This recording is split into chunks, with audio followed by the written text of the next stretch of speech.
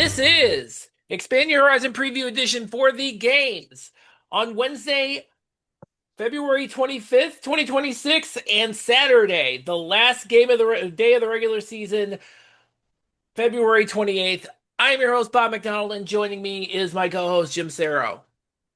Hey Bob, you need to wash your mouth out with soap for saying such horrible things like this is the last week of the regular season. We live for Horizon League basketball here, and knowing that we only have 2 or 3 regular season games left for these teams, that is like cursing at your mother. But Can't then, say it out Jim, loud. Jim, the chaos really begins. And by the way, programming note, we will have an abbreviated tournament version of the Expand Your Horizon Preview Edition, which of course, as you know, Jim, is sponsored by the Horizon League, which reminds you that tickets are on sale now. Make your plans to be in Indy March 8th through the 10th for the 2026 Barbasol Horizon League Basketball Championships. After you get all the insights from us here at the Horizon Roundtable, visit horizonleague.com/Indy for championships information, including game tickets and much more. Fans can save 50% off select ticket offerings using the offer code HL2026. Remember, March starts here in Indianapolis at Corteva Coliseum, March 8th through the 10th. So let's just jump on into it for the Wednesday games. A 6:30 p.m. Eastern start. Oakland is heading to the jungle. They're going to play IU Indy. They need to get some revenge on IU Indy, who beat them at the arena. And we haven't seen IU Indy in a while. The last time we saw them, they were giving Wright State some headaches before Wright State ultimately beat them at the Nutter Center. And the one thing that really worked for IU Indy in the last game was they were able to shoot pretty well against Oakland. I don't know if that's going to work around this time around, but I guess we'll see. Yeah, and Oakland had turned into a very difficult team to shoot against. So that's one of the worst shooting teams in the league, having a good shooting day against one of the better three-point field goal defenses. It's kind of an interesting anomaly. But this is I guess the best way to look at this is for IU Indy, they're going to play hard, but the game doesn't matter. They're locked into 11th place in this league, Yes, no matter what. They can't get to 6 wins, and that's where Cleveland State currently sits in 10th. But for correct. Oakland, this is a monumental week. With the massive logjam from 2nd to 6th, this is an absolute must-win for Oakland. Oakland isn't particularly playing well right now. They had lost 4 in a row. Then they played Milwaukee, and I was kind of scrolling through some things online, and most of the people that were commenting on the game were like, this is the second place team in the Horizon League. They don't look very good. So they need to kind of get themselves turned around, and this could be a game that if they play to their potential and handle the pressure defense from IU Indy, it could be a get-right game and heading into the rivalry game on Saturday. All right. Well, let's just jump into the 7 p.m. the 7 p.m. Eastern game that we all are going to be watching, probably, except probably you too, because Green Bay doesn't play on Wednesday. So Moon Township, 7 p.m. Eastern, Detroit Mercy plays Robert Morris. Now, Robert Morris if they run the table this week, if they win both games and Wright State loses both games, Robert Morris is the champion. Will get the 1 seed in the conference tournament. Now, this was pointed out to me by a gentleman who goes by the name Refrigerator on the X-Bird site, who gave us the scenario in which Detroit Mercy could actually become the 1 seed. Are you ready for this, Jim? You ready for this? So Detroit Mercy, in order to get the 1 seed, this is what has to happen.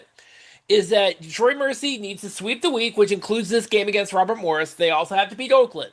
Robert Morris has to beat CSU as well. So Robert Morris has to split the week.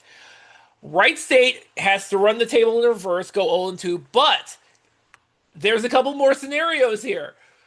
Green Bay has to lose to YSU, and IU Indy has to sweep the week. So you can see it's a little difficult path there for Detroit Mercy. And the first step of that process is Robert Morris. I feel like Robert Morris has a little better track, even though they both have to rely on Wright State running the table in reverse this week. You lost me at Green Bay has to lose to Youngstown State. But this game, the two hottest teams in the league. You've got a 5 game winning Yes. streak for the Colonials. You've got a 4 game winning streak for the Titans. You've got two pretty good rebounding teams. You have Detroit, who has been getting really good guard play of late. This is a fascinating game, but then you're going on the road to Moon Township. Not that that's a daunting venue by any means. There hasn't been huge raucous crowds there, but you're still going on the road. This is going to be a good one. And to your greater point, this will be the one that I'm watching. There's 3 games at the 7 o'clock hour. This will be the one that I'm watching most closely, at least to start with. Before, if it's not going, very well, then I'm probably flipping over to the VFW game. It's within reason. I mean, we haven't seen these guys play each other recently, but I will say this. I mean, it's not going to be boring, that's for sure.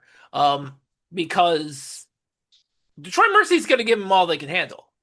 Just like they gave Robert Morris all they can handle at Callahan Hall, but Robert Morris came out the victor. So they're both playing great. I feel like I got to give the edge to Robert Morris, just like I did against the when they were at Callahan. So, but hold on to your hats on that one. So let's I go think to the the wild. next. I would say the Yeah, wild go card ahead. here. We've talked about it many times. Detroit Mercy has a lot of younger players that they rely on, Sure. guys in their second year or first year. This will be a really good just grow up game for them. This is Oh yeah. this is as big as it's gonna get for them, right? Sure. For any team, and this is as big as it gets. You're trying to get to the second seed, weird ass chance to get the number 1 seed, and you're going down the road against the hottest team in the league and one that you need to beat. We'll see. Does experience win the day, or does youthful exuberance, carry some weight here? But this is a good one. This is a really good one. Well, I mean, yeah, that is true. But so again, not going to be boring. Let us jump over though to that Wright State Purdue Fort Wayne game. It's gonna be in Fort Wayne. So all Wright State has to do is win a game, just one. It doesn't matter which one they win this week, as long as they win one game. And uh, man, I don't know what to tell you against Robert Morris. They were just flat. They just could not get it going. I mean, they tried their best in the second half, but Robert Morris just beat them back. And I feel like they do have a little bit. They do have a bit more of an advantage here, specifically in the front court. But you never want to count out that Purdue Fort Wayne backcourt at all. Uh, when they get going, they get going. Especially Corey Hadnot. Yeah, the Fort Wayne firepower. But the interesting thing about Fort Wayne is they are like so up and down. Last They week are. blown out by NKU. Come back, are blowing out Cleveland State, and then kind of blow their lead. But it's been like, how many times have we seen them get absolutely boat raced? Youngstown State beat them by 1,000 just 2 weeks ago, Yeah. and yet they came back and won. I think they won their next game, or if they didn't win their next game, they played really well in their next game. And so they're just all over the map. So really, what it They comes are. down to in this game, it isn't about Wright State. It's about what Fort Wayne team we're getting. Are we getting the one that the guard play is dominant and Max Nelson spacing the court and they're getting just enough big man play from, Elise or 11? Or are we getting the, ISO ball, ice cold shooting, nothing's cooking, and they just get, wiped away? But the last time these two teams played, it was Wright State was just on cruise control, and then Fort Wayne took on like an 18-0 run or something crazy like that. So this is Yeah. we just don't know what we're getting with Fort Wayne in terms of which version. Are we getting their best version, or are we getting a slow to start version? That is very good. That is a very good question. That is an outstanding question to which I guess we'll find out soon enough, won't we? It's all right. So let's go ahead and move on to this to the Northern Kentucky Cleveland State game at the Wolstein Center. Cleveland State has to win. This has just not been going well at all for them, like at all. And Northern Kentucky is probably the worst team that they can face right now because Northern Kentucky squares up pretty well against Cleveland State, especially up front, especially if Dan Nessa is out again, which he may very well be. So that may certainly work to their detriment, and they need to get this. They need to. Cleveland State needs the shots to fall. especially from beyond the arc, because when they were not against Purdue Fort Wayne just ran away from them, and it was only because and that's the other problem with Cleveland State. They seem to have this nasty habit of digging themselves into this giant hole, taking most of the second half, trying to dig themselves out, and then they run out of gas and end up still losing by double digits. And I believe that's what happened the last time these two teams played. Yeah, in Northern Kentucky, he's not exactly playing great basketball right now, but they've got tons of firepower. You've got enough players to guard. They've got the balance between the front court players and the guard play. Whereas CSU is much more guard oriented in terms of who's giving them effective minutes, with at least with who's healthy and available to them right now. So, but it definitely is one when you look at they need a win to get to 7 to get out of the play-in game, because Milwaukee's only playing one game this week, and that's the 8 o'clock Eastern game on Wednesday at home against Youngstown State.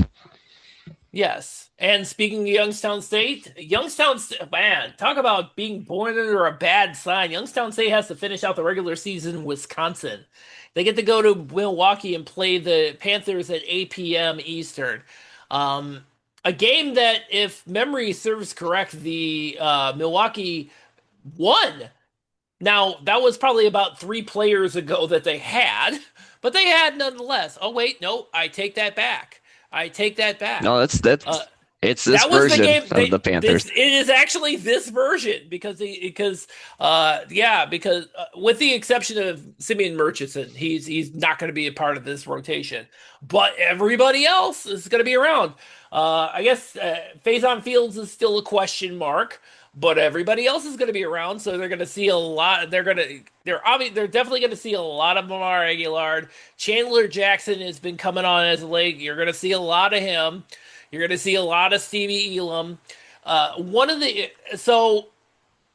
What Youngstown State needs to do in this particular instance is they need to press their advantage. And one of the things that Youngstown State was missing was they were missing Vlad Salaridze in the game they lost, and they came very close to winning.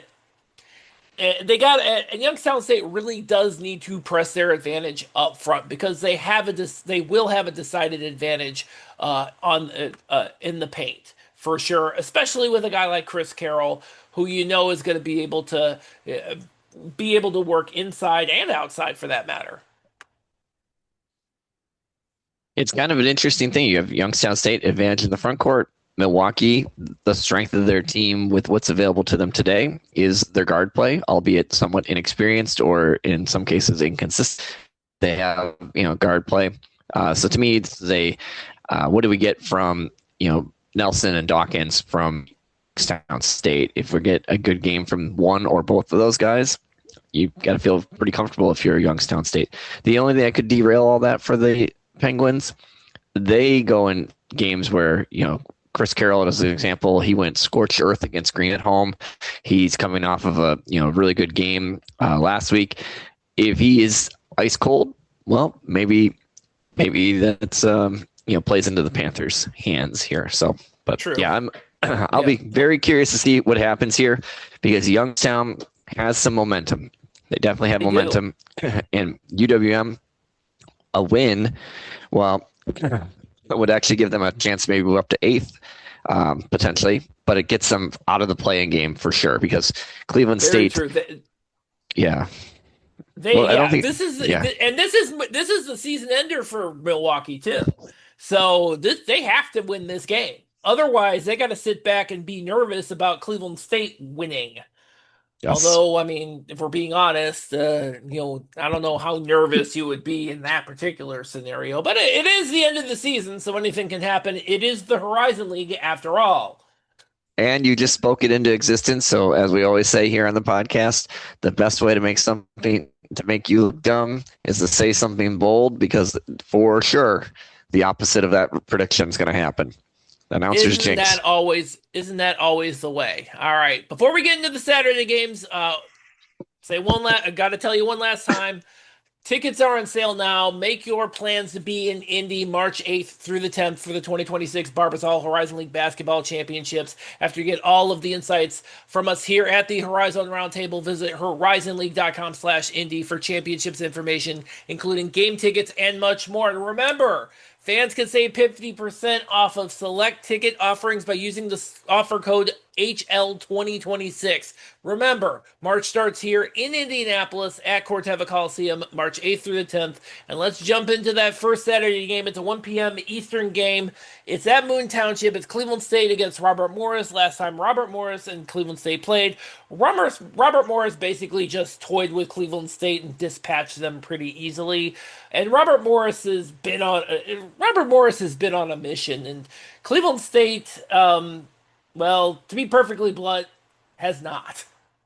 And probably not through any fault of their own. It's just been things that, kind of things they've been deficient at throughout the season. And again, if they don't have Dan Nessa, they lose another they lose a really key piece.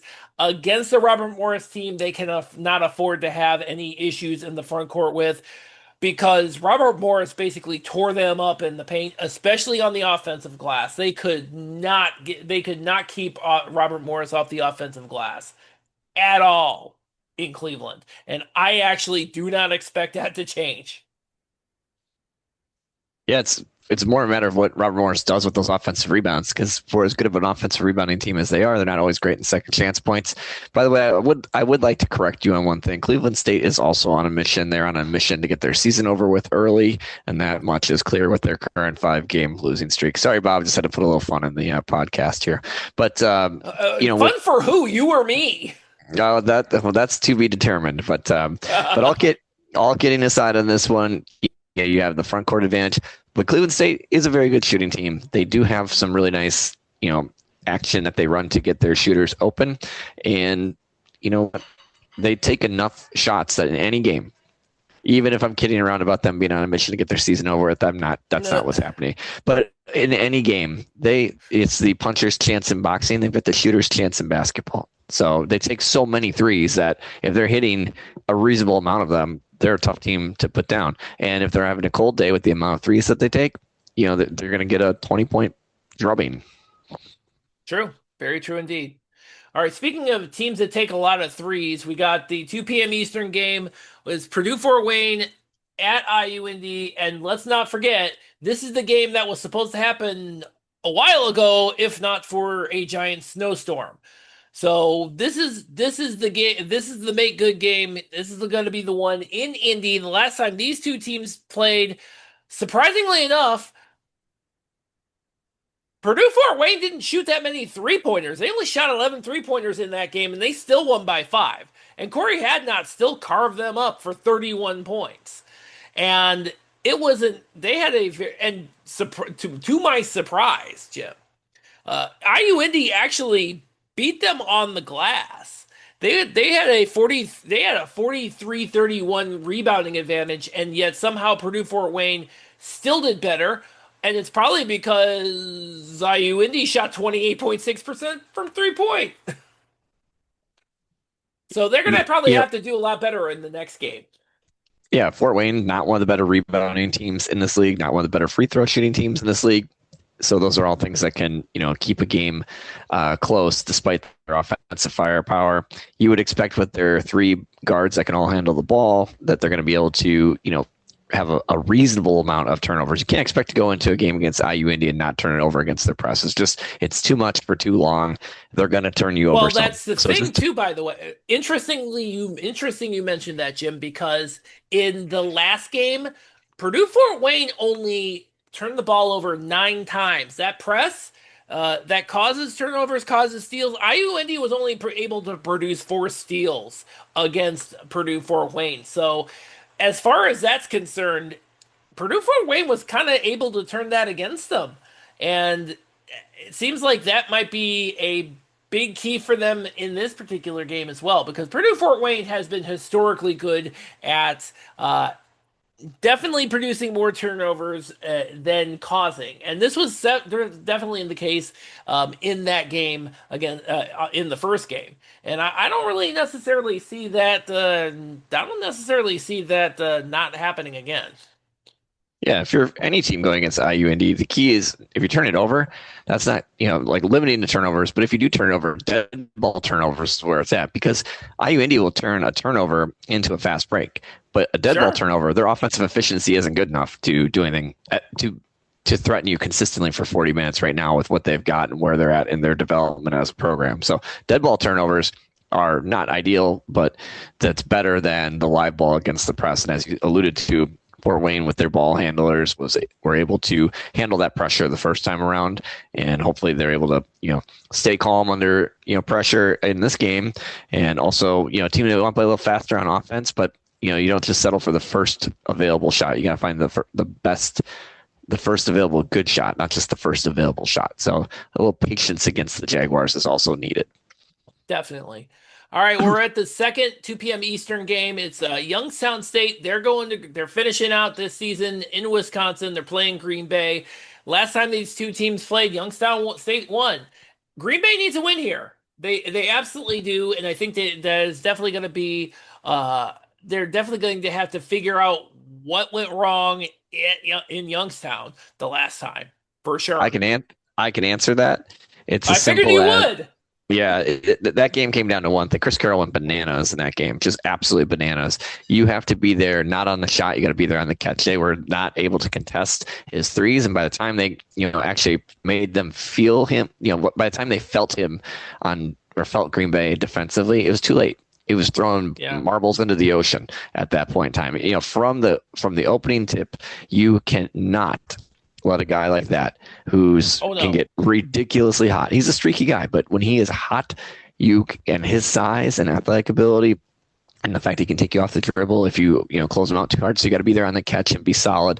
And Green Bay just got extended out too far defensively and then was never able to be there on the catch until it was too late. So just have to stop that. But now you've got Vlad coming off a hot game, so we really don't know. It's a totally different Youngstown team, quite frankly. So whatever happened in the last time they played probably doesn't even matter because you've got a way better playing Youngstown State team than you had a month ago.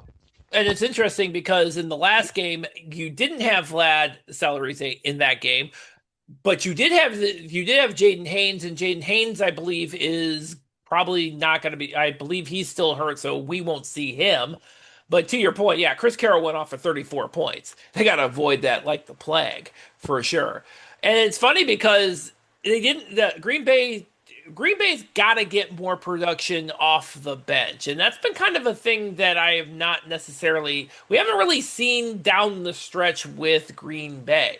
Yeah, you're getting production from Preston Reedinger. You're getting production from Marcus Hall, CJ O'Hara, Justin Allen.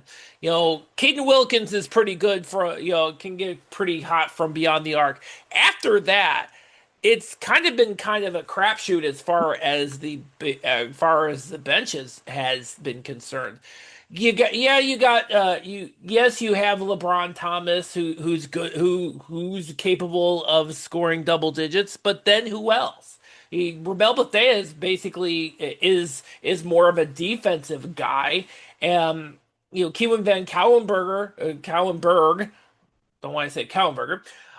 Kevin Van Cowenberg, good in spot situations, but we haven't seen a lot of him down the stretch. So it's definitely going to come down to who else is going to be able to help them on the bench, and that's going to be extremely important against this Youngstown State team, who will go deep into their bench.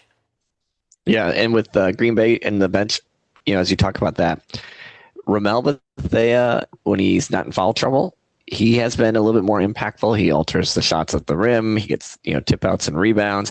And offensively, he just operates in that dunker spot along the baseline, and he's getting a bunch of, lob plays to him. So he's got some back issues that he's been working through. And then Vukasan Todorovic was really good for them against the Panthers, really good for them against Oakland in spot minutes, and then didn't play a minute against Detroit Mercy. So it's really hard to know where he fits in in what he can bring to the table. He was also really good against Northern Kentucky recently on the road. So he's had 3 games in the last couple weeks that he was an impact player. but then he just got a DNP CD, from what I can tell, on Sunday against Detroit Mercy. But guard play, they don't seem to have enough reserve guard play because LeBron Thomas is another guy whose minutes are inconsistent. He plays in matchups more than he plays a set role on the team, and he's not that great of a shooter. So, he'll come in when they need defense, primarily when they need defense, or if they want to go with a bigger, guard for rebounding, he's good at that. But we're not really sure what we're going to get from Green Bay and their bench in any particular game. All right. Well, all right. We got a 3 p.m. Eastern game. It is Detroit Mercy is heading to the arena to play Oakland. And Jim, when is the last time we had a Metro Series game that had as many potential implications as this game has? We always say throw the records out on these types of games, but this time it's going to be. I mean, we might potentially we have seating implications. We may very well have home court implications on this as well. So could you imagine? I know. I've been waiting for this forever. Both teams coming into this at 12-7, going for the number 2 seed in the league. I mean, a rivalry game, the last week of the season, playing for the number 2 seed. I mean, that is appointment television for Horizon League fans. So, obviously we don't know for sure if that's going to be the setup, but just play it out in our minds here. This could be one of the most amazing games played in Horizon League play, just in terms of the sheer importance. It's always important to beat your rival, and it's a true like some of the rivalries aren't that robust or real around the league, and this rivalry is not a rivalry in that one team has been woefully uncompetitive in the rivalry, but it's still a public versus private, urban versus suburban. Like it is. There's so many bragging rights, not just a position. Both teams want it. Absolutely. Yes. Absolutely. And this is the 1 year. This is the 1 year where we can actually get something, and it's absolutely, and we can even entertain the prospect of these two teams seeing each other in the tournament again. So yeah, absolutely. Now, one of the things that is going to be extremely important for Detroit Mercy is that in this game, they're going to need Orlando Lovejoy. He only scored 8 points against Oakland the last time, and that hurt them pretty badly. And so Detroit Mercy is going to need that Orlando Lovejoy who beat up on Green Bay. Sorry, Jim, on Sunday. Okay. They're going to need that guy. They're going to need that guy to show up. Lovejoy versus Robinson's a really nice side story in this game. And you have, Buru and Garrett and Hogue versus, capable, not quite the same level, but if you think about Callambay and Jeter, there's enough bulk there to go toe-to-toe. I'm expecting a very entertaining Horizon League basketball game. Now, I personally will be driving home from Green Bay at this time, so I'll have to watch it on Saturday night.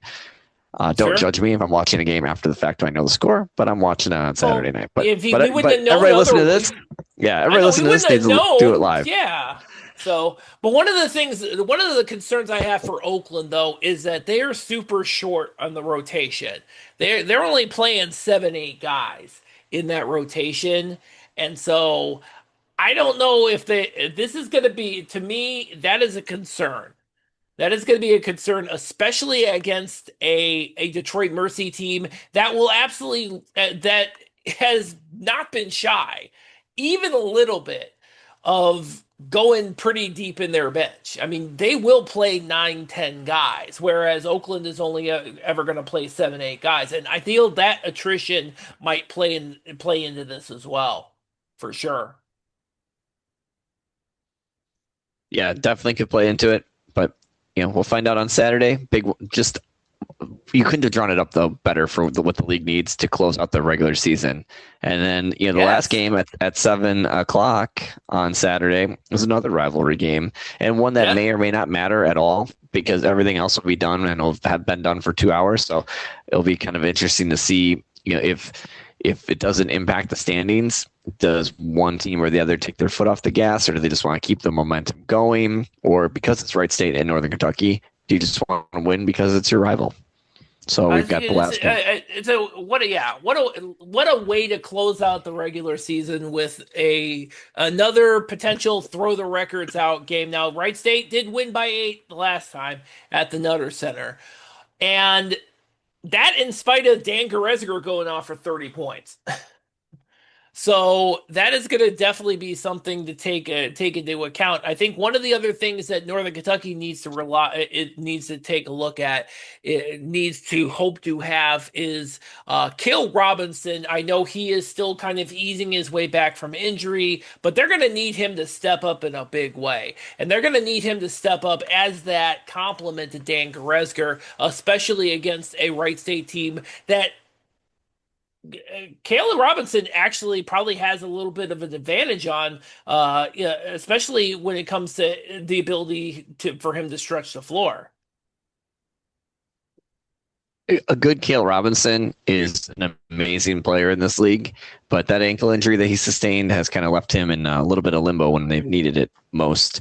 But Goretzka too, he's been hot and cold, and that's the thing about NKU is that game to game, the top end talent is there, but getting all 4 or 5 of those guys going every game has been a challenge for the Norse. They haven't seemed to have Robinson and Wells and Goretzka and O'Day all functioning at a high level at the same time. If they do, sure, there's not better top end talent in this league than that. Yeah. And on the flip side for Wright State, they're definitely going to. It's funny because I look at their rotation. They go pretty deep in the bench. I'm not used to that. 2 years into the Clint Sargent era, I'm not used to them going 9 deep, and I know he's going to too because he's going to have, he's definitely going to have a guy like Michael Cooper, who. He's gotten better ever since he's come off of the injury. I don't know if he's still 100%, but he's definitely still produced. But Kellen Pickett has vastly, in my assessment, improved since the last time these two met, and they won this game too. I mean, they won this game, quite frankly, because nobody could stop Michael Amaribe. He had 24 points and 11 rebounds, and nobody could stop him. So Northern Kentucky is going to have to come up with a plan to at least control what Michael Amaribe does up front. And that's easier said than done because of how big and strong and athletic Amaribe is. But he is an amazing combination of things. Not the best shooter necessarily, but just a super impressive power player. And guys like Wells, as an example, like he's much improved in the strength component, but I wouldn't put him in Amaribe's category. And Caleb Robinson, again, another guy who has some strength and bulk, but like not at the level of Amaribe. So that's not a great matchup for them. But with their matchup zone defense, it's not necessarily a 1-to-1 matchup either. So it's more about taking away the other things that maybe allow Amaribe to get the spots that are vulnerabilities in the NKU defense. But yeah, big week to finish it up. I mean, Horizon League basketball, 10 games on the docket again. And if you look at what we've got, and it's some of the right teams playing each other that are going to make the standings like super, make a big difference, super impactful in the standings. You've got a couple of really good rivalry games. Like this is a good 10-game slate. I mean, there's been a couple of weeks where I'm like, I'm not watching this. But sure. This is a week that there's too much to watch. Yep, absolutely. And we're going to do our level best to try to watch all of it. But that kind of wraps it up. Like I said, programming note, we are going to be doing an abbreviated tournament episode next week. Until then, you can go to horizonroundtable.com. You can pull up all the past episodes, not just for this podcast, but for the regular podcast, as well as our articles and everything. So until next week, thank you all for listening.